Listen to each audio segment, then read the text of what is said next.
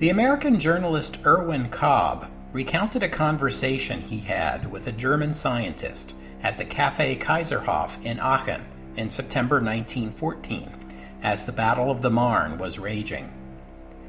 Over beer and Sauerbraten, the German told the American, "I do not believe in war. War has no place in the civilization of the world today, but this war was inevitable. Germany had to expand or be suffocated. And out of this war, good will come for all the world, especially for Europe. We Germans are the most industrious, the most earnest, and the best educated race on this side of the ocean." Today, 1/4 of the population of Belgium cannot read and write. Under German influence, illiteracy will disappear from among them. Russia stands for reaction, England for selfishness and perfidy, France for decadence. Germany stands for progress. Do not believe the claims of our foes that our Kaiser wishes to be another Napoleon and hold Europe under his thumb. What he wants for Germany and what he means to have is, first, breathing room for his people, and after that, a fair share of the commercial opportunities of the world. German enlightenment and German institutions will do the rest. 100 kilometers away, in Leuven, in Belgium, the guns had just fallen silent after a 6-day rampage that would be held up time and again in the years to come as a rebuttal to any boast of German culture and enlightenment. In those 6 days, German soldiers had killed over 200 Belgian civilians, burned down over 1,000 private homes, and torched 2 university libraries, destroying nearly 500,000 volumes, including thousands of printed books that dated from the Renaissance, and hundreds of medieval manuscripts that were even older. Welcome to the history of the 20th century.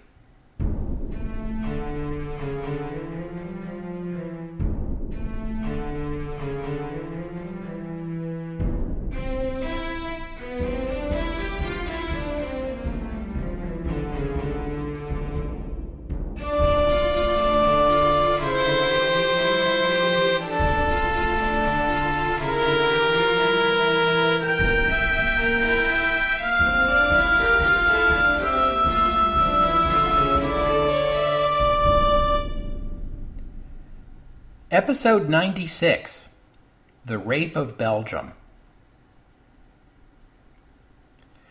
Perhaps it was because the German command, having studied and rehearsed the Schlieffen Plan so many times over so many years, repeating to themselves again and again the argument that an invasion of neutral Belgium, regrettable though it may be, was necessary for the sake of the war effort and the survival of Germany.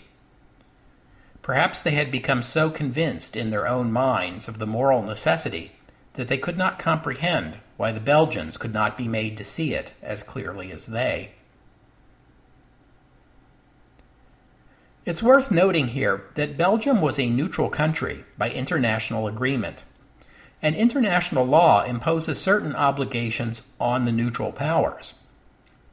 One of those obligations is not to permit soldiers or supplies of any belligerent country to move across its territory. In other words, had the Belgian government agreed to the German proposal that they permit the German army to travel across Belgian territory on their way to fight against France, that agreement would have violated Belgium's neutrality and would have allowed for an Entente declaration of war against Belgium. On the other hand, resisting an invader, as the Belgians did when the Germans entered their country, is not a violation of a nation's neutral status. But it did have the potential to throw a monkey wrench into the Schlieffen Plan. Bad enough that the Germans had to fight their way through Belgium on the way to France. Worse was the thought that after the offensive had moved on into French territory, German supply lines still ran through Belgium. Continued Belgian resistance might cut off the offensive's jugular vein. And this brings us to the subject of franc-tireur. Franc-tireur played an important role back in the Franco-Prussian War of 1870, and this is a topic I haven't touched on yet, even though I have talked about that war a number of times on this podcast. I've mentioned a few times how the Prussians and their German allies shocked the French and overwhelmed their army, even capturing the French Emperor Napoleon III in about 7 weeks. Now, possibly some of you may have wondered why the Franco-Prussian War lasted for another 8 months after all that happened. Franc-tireurs are an important part of the answer to that question.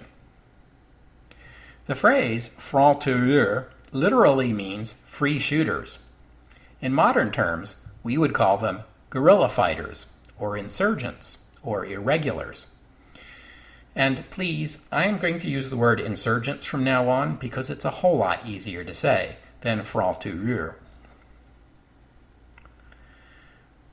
These French insurgents had mostly been rural men. They owned their own rifles and tended to be members of hunting clubs or gun clubs or private military societies. When the Franco-Prussian War broke out, these men took up their rifles to fight the Prussian invaders. They mostly refused to accept orders from the official French military, much to the annoyance of the official French military, but many fought bravely and annoyed the Germans no end for taking the shine off their rapid victory. The Germans regarded all this as dirty fighting, and when the Great War began in 1914, memories of those French insurgents of old were still fresh, and old resentments quickly resurfaced. From the first days of the invasion of Belgium, German soldiers began accusing Belgian civilians of shooting at them. These accusations were often made on the flimsiest of evidence, and in hindsight, most, if not all, of the alleged incidents were more likely to have been cases of friendly fire or mistakes, such as misinterpreting the backfire of an automobile as a gunshot. Drinking may also have been a factor. German soldiers were often said to have raided wine cellars and stashes of beer during their march across Belgium. But the Germans would insist, over and over in the weeks that followed, that their own soldiers were the victims of a dirty war fought by Belgian civilian insurgents in flagrant violation of international law, thus justifying a harsh German response. The Germans called it der Belgische Volkskrieg, the Belgian People's War. The Belgians and the Allies called the harsh German response the Rape of Belgium. At noon on Monday, August 3rd, just 5 hours after the invasion of Belgium had begun, German soldiers reached the Meuse River crossing at the Belgian town of Vizay, about 30 kilometers west of the Café Kaiserhof, where Erwin Kobb and his unnamed scientist guest would have their conversation about what an advanced society the Germans were over a pleasant dinner a few weeks from now. The mission of these German soldiers was to capture the bridges that connected the town to the far side of the river. This would allow German units to move into position to assault Liège from the north. But as the Germans entered Vizay and approached the first bridge, they discovered that Belgian soldiers had already destroyed it and were firing at them from the far bank. In their anger and confusion, the soldiers quickly decided that they were also under fire from Belgian civilians sniping at them from the windows of the town on this side of the river. The Germans began shooting down civilians in the streets, firing at random into buildings, and breaking down doors to enter homes and shops, smashing furniture and setting fires in order to root out the supposed snipers. 7 civilians were killed, and hundreds of civilian refugees fled across the nearby border to the neutral Dutch town of Eisden, just a couple of miles downriver. Some of the murdered civilians were women, including a 16-year-old girl of whom the Germans said that she had been killed because she had been caught mutilating German corpses.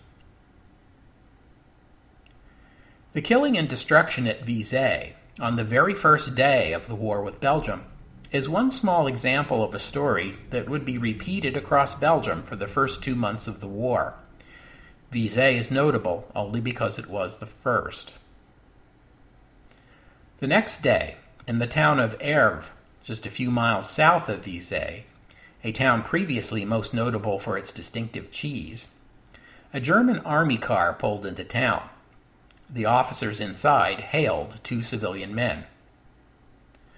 Eyewitness accounts disagree over whether the two men came over to the car as requested or attempted to flee. Either way, they were shot dead. When more German soldiers arrived, they began looting and burning Erve in a 3-day rampage that killed 38 Belgian civilians and left 1,000 homeless.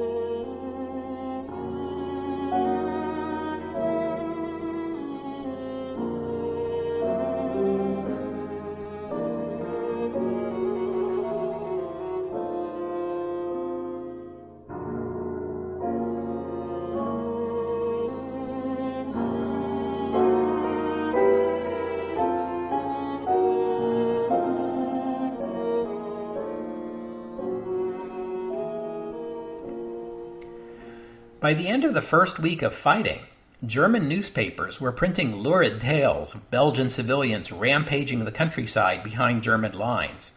Tales of unwary German sentries found dead, their eyes gouged out, and their tongues missing. Multiple tales of women and children approaching German soldiers with seeming innocence and then attacking them viciously. There was a story of a teenage girl caught with a bucket full of German soldiers' eyeballs, and another one about small children cutting the ears off of German soldiers as they lay wounded. These German newspaper reports echoed back to the soldiers in Belgium, who became increasingly jittery and inevitably that much more likely to shoot at civilians. There are stories of German soldiers on the march who refused opportunities to stop and rest, so afraid they were that Belgians might sneak up on them if they took a break to sit under a tree or take a nap in a field. The sheer terror, bordering on hysteria, with which these German soldiers of 1914 regarded the Belgians, even women and children, is remarkable. When you think of German soldiers, the image that comes to mind is someone highly trained, disciplined to a fault, cool under pressure, and deadly in combat. Someone far more likely to be intimidating than intimidated. The tales coming out of Belgium in the early months of the war suggest a very different picture. Soldiers confused, panicky, and not properly supervised or disciplined. These stories usually involve not the best German soldiers, the front-line troops. These are reservists, older men whose military training may be decades old by this time, and who are more likely to see marching into foreign lands as strange and intimidating rather than an exciting adventure, the way young men are more likely to see it. Now, those German soldiers who shot up the town of Visay on August 3rd, they were frontline soldiers, in spite of what I just said. But the soldiers who burned Visay 2 weeks later were reservists on occupation duty.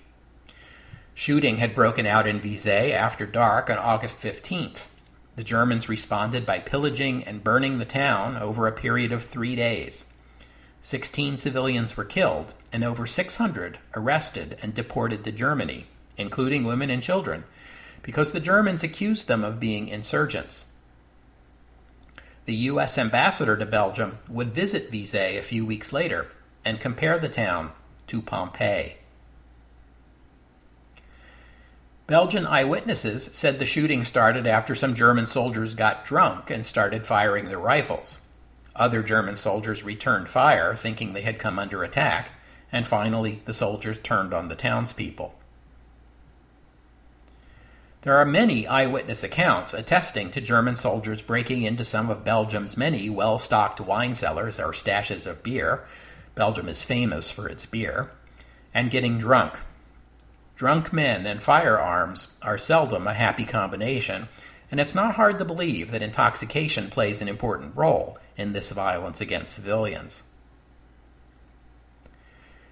You can't blame soldiers too much for wanting to get drunk, nor can you blame them for being frightened. To be on the front line of combat is a terrifying experience, and there are few worse places to be in combat than in a built-up area like a city or town. To you and me, wandering through a scarred and blasted landscape of empty buildings that used to be a thriving town but has now gone eerily silent with the knowledge that around the next corner death might lie in wait. All this might sound like some creepy new science fiction dystopia original series coming soon to Netflix, but a soldier in an urban combat zone calls it Tuesday. It's worth noting, too, that in an urban setting, when shots are fired, the sound echoes off the buildings and down the streets, making it hard to tell where the shot came from, or even how many shots were fired. Still, this is where military officers come in. This is where leadership comes in. It is the responsibility of the soldier's commander to keep them from giving in to the kind of fears that degenerate into blind panic, or getting so stinking drunk that they start shooting for no good reason. As I've said before on this podcast, the difference between a unit of soldiers and an armed gang comes down to discipline. We've already seen that the Imperial German Army will back its soldiers to the hilt no matter how badly they behave. Remember Lieutenant Forstner back in episode 81? So the German military and the civilian government in Berlin continued to insist that whatever harm was being inflicted on Belgian civilians was fully justified retribution for the terrible crimes the Belgians were committing against German soldiers. German occupation forces at first would take a few prominent officials hostage when they occupied a town: the mayor, the priest, the local representative to the Belgian parliament. Soon they were taking more hostages, a citizen from every street in the town. Later, it was 10 citizens from every street in the town. And speaking of priests, there was a particular suspicion among the Germans of Belgian priests. The belief was widespread among the Germans that the crimes supposedly committed against them by Belgian civilians were being organized and led by the Catholic priests. Priests were regarded with suspicion and often singled out for special punishment.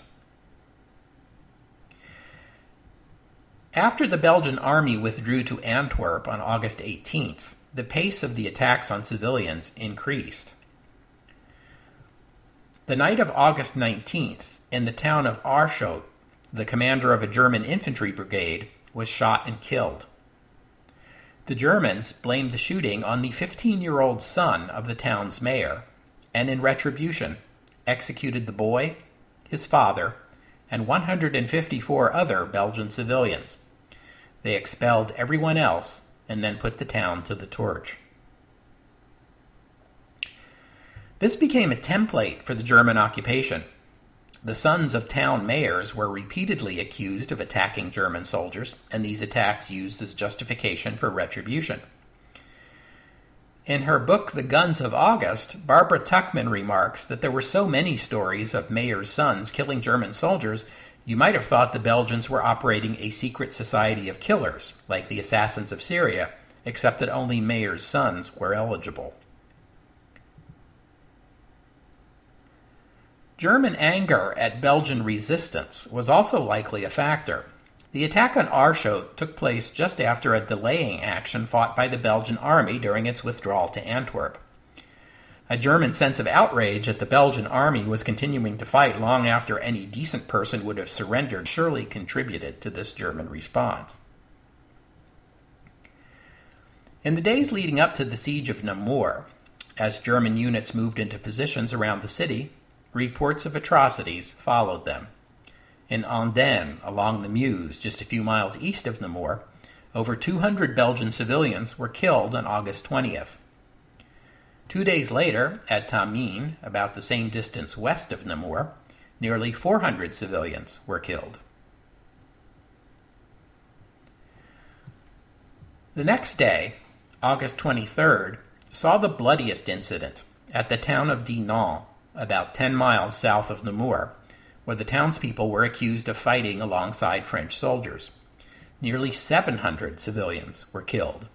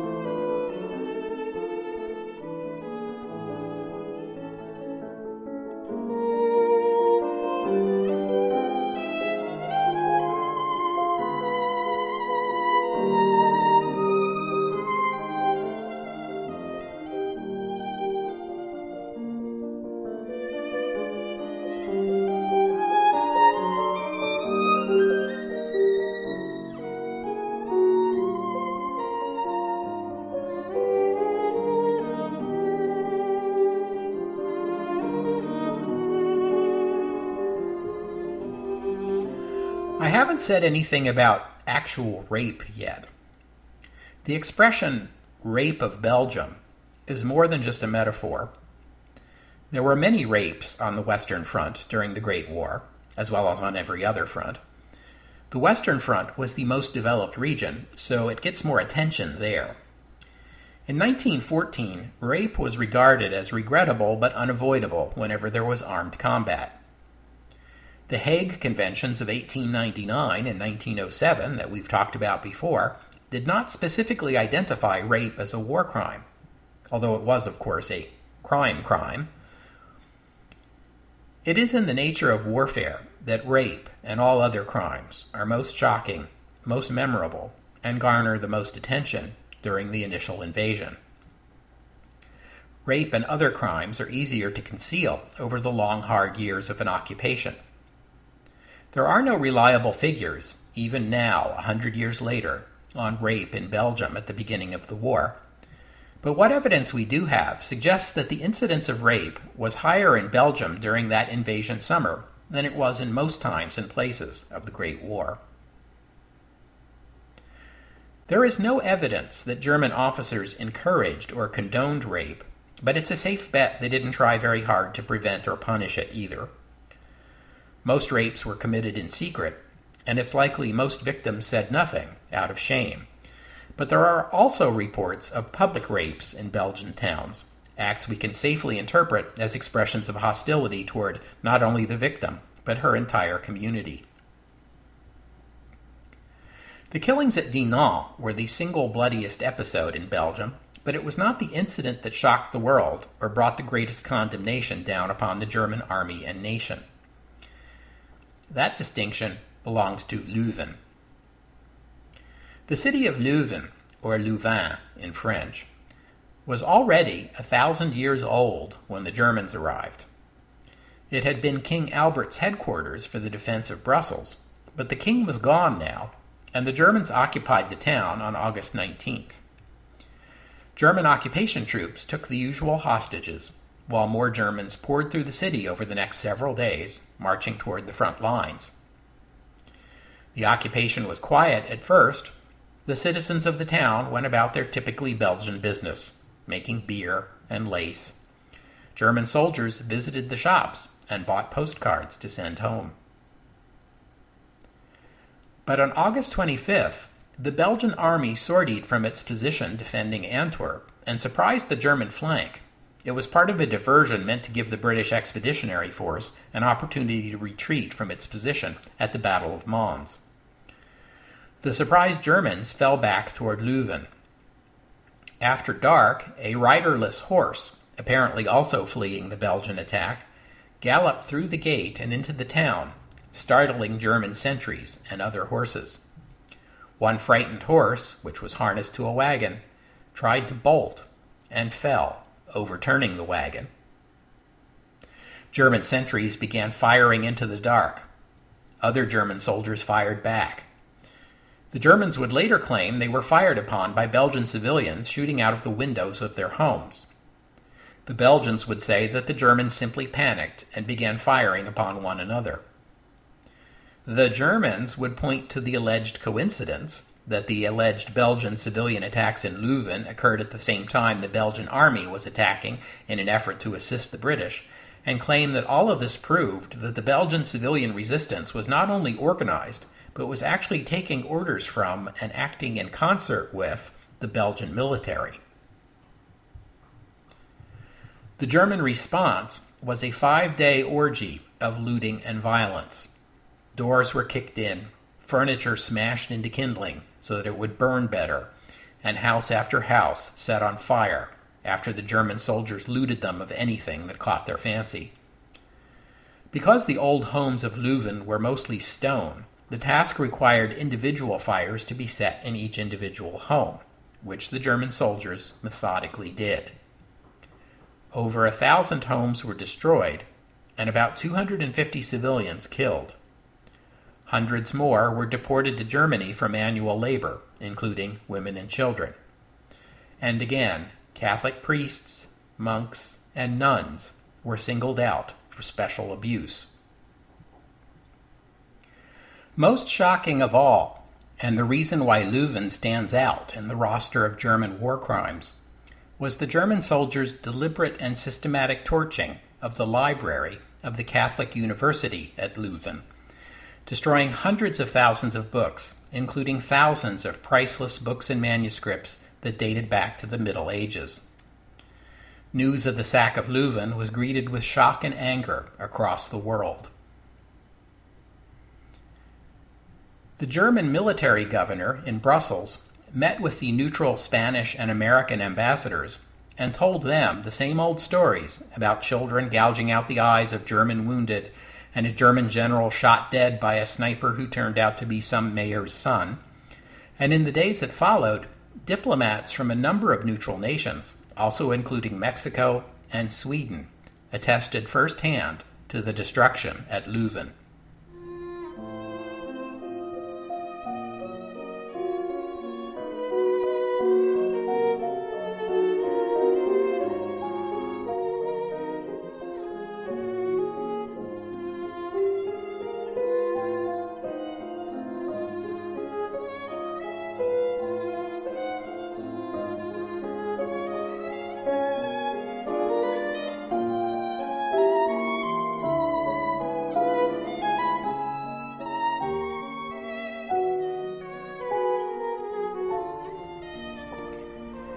It was a crime particularly appalling to those of us who value history.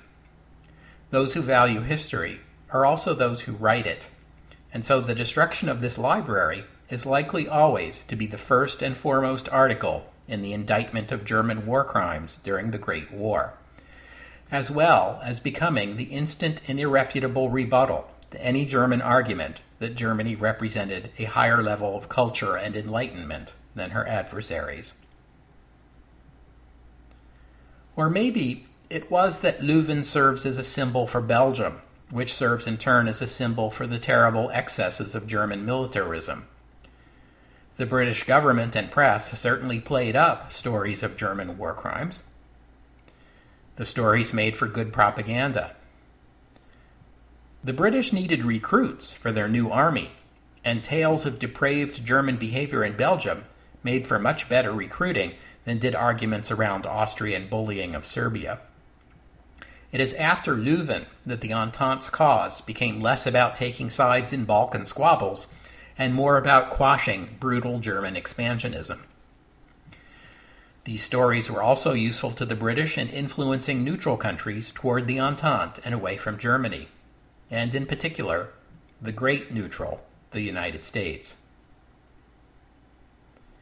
On September 7th, Kaiser Wilhelm sent a telegram to the U.S. President Woodrow Wilson, alleging once again that Belgian civilians were guilty of atrocities against wounded German soldiers, as well as doctors and nurses, and that these underhanded civilian combatants were trained and directed by the Belgian government. Like most of the Kaiser's diplomatic initiatives, it was heavy-handed and ineffective. Unfortunately, British propagandists were not content simply to report German crimes objectively and accurately, but tried to match the lurid and over-the-top claims the Germans were making with claims of their own. Stories circulated of the widespread raping of nuns, often said to have had their breasts cut off by the Germans. There were tales of German soldiers tossing babies into the air and skewering them with their bayonets on the way down. There were tales of Belgian orphans having their hands cut off, an ironic echo of the very real atrocities committed in the Congo during the rule of King Leopold II. And as I mentioned all the way back in episode 21, there were middle-class Americans who offered to take in these non-existent mutilated orphans, although there is no record of anyone offering to take in the very real mutilated Congolese orphans. Most famous is the story from 1915, after the 1st Canadian Division arrived on the Western Front, of a dead Canadian soldier supposedly found crucified with bayonets on a tree or a barn door. The story received widespread publicity at the time and was generally accepted as true, although that's not the case today. There is no physical evidence to support the claim, only eyewitness accounts that vary considerably. And the trouble with these shocking stories is that they are inherently incredible, more so when there's no evidence other than, "I heard a soldier say he saw," which is how most of these stories begin. To highlight them and repeat them tends to undermine the credibility of the more ordinary crimes like the murder, rape, looting, and property destruction, which, let's face it, these are pretty horrible things all on their own without any embellishing. But such is the nature of wartime propaganda. On September 15th, the British government authorized an investigation into the claims of German brutality in Belgium. A committee was formed, chaired by Viscount Bryce. The committee did not interview witnesses itself, but merely reviewed unsworn depositions from Belgian civilians and British soldiers. Hundreds of depositions were printed as an appendix to the report, although the names of the witnesses were not given. It was said that Belgian names could not be given lest the Germans exact retribution on the witness's family in Belgium. But that did not explain why the names of British soldiers were not given. The report was published just days after the sinking of Lusitania in May 1915. Officially titled Report of the Committee on Alleged German Outrages, it's usually referred to as the Bryce Report. The British government was quick to ship tens of thousands of copies to the United States to capitalize on the outrage around Lusitania, and the report was reprinted verbatim in many American newspapers. The Bryce Report has been, and remains, controversial. After the war, when other investigators wanted to review the original depositions that were the basis of the report, the British Home Office was unable to produce them. Still, the Bryce Report was widely influential, and at the time was generally regarded as thorough and accurate. Americans quickly linked the charges made in the Bryce Report to their outrage over the sinking of Lusitania, and in that regard, check out the political cartoon I posted at the website, historyofthe20thcentury.com. It's from a New York newspaper and links the two very effectively. Just a few days later, the German government issued its own competing report, the White Book, on the causes of the war, which included a section detailing allegations of war crimes by Belgian civilians. The White Book was not taken seriously by anyone.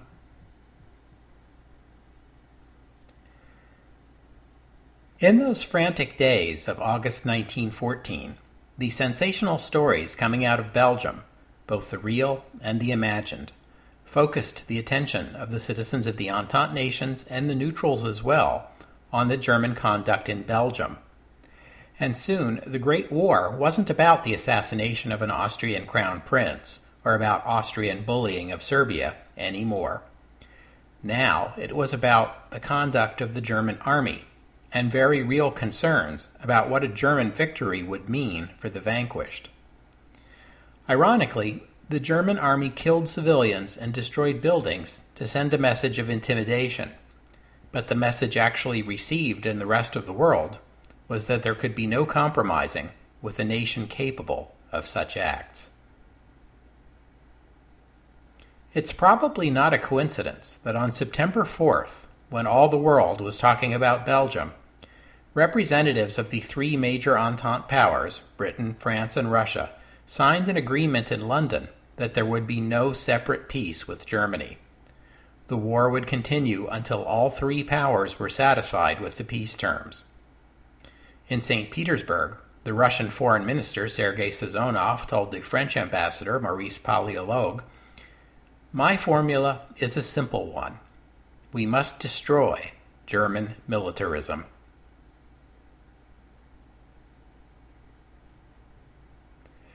We'll have to stop there for today. Thanks for listening, and thank you to Anne for becoming a patron of the podcast. If you'd like to be a patron, go to the website, historyofthe20thcentury.com, and click on the Patreon button. Patronage starts at just $2 a month.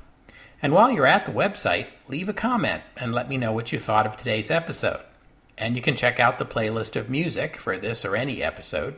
So if you hear a piece of music and you want to know more about it, that's the place to look, including links. Most of the music I use is free and downloadable. And I hope you'll join me next week on the History of the 20th Century as we ponder the question of how a simple, elongated yellow fruit can become the source of so much bloodshed and misery. The Banana Wars, next week on the History of the 20th Century. Oh, and one more thing. The reputation of the Bryce Report would always be blemished by the exaggerations, and in the years after the war, it would fall into disrepute and become widely ridiculed as a cheap exercise in propaganda, even though it got much of the story right, including fairly accurate descriptions of the crimes at Erve and Aarschot and Andenne and Leuven. Unfortunately, the blemishes were enough to undermine the credibility of the report, and undermine as well efforts to hold German military commanders accountable after the war. Worst of all, perhaps, during the Second World War, the Bryce Report would be cited by skeptics to question the credibility of the Allies when they made claims of German war crimes during that conflict.